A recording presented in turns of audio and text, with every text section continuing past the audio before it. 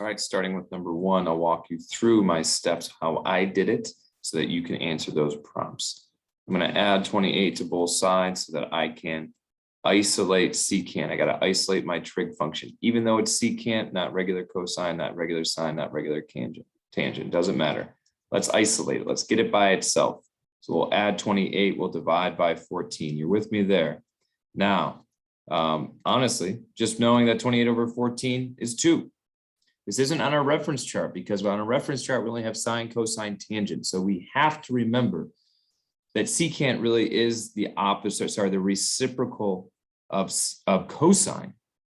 And so in that way, we'd like it to be sine because S and S, but it's actually backwards that way. So it's a reciprocal of cosine. And so I'm going to use 1 over cosine to solve this problem instead of using secant because we know cosine.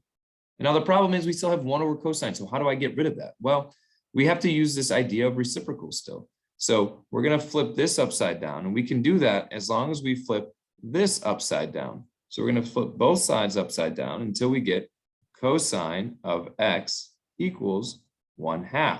This is on our chart. So we actually know this one. We rewrite it as cosine of x equals 1/2. We know that our reference angle is going to be 60 degrees. We can find that in our chart. And so now this isn't necessarily our answer until we check to see where cosine is positive. We can see here that this 1/2 is positive. So I want to find where cosine would be positive. Well, C stands for cosine being positive and A stands for everything being positive. So it's going to be positive in those 2 quadrants. Remember that we leave our angle the same here, but we subtract from 360 down here. And so now let's actually go down and let's actually solve for each one of those 2 quadrants. We have our reference of 60. So for quadrant 1, we leave it the same as 60 degrees, but for quadrant 4, we subtract it from 360 and we get 300. These would be answers as long as we write them in radians. And so that's pi over 3, and it would take 5 of those to make 300. So we'll call that 5 pi over 3. Those are our 2 solutions. Bam, bam. Reflect on what we did there. Use this now.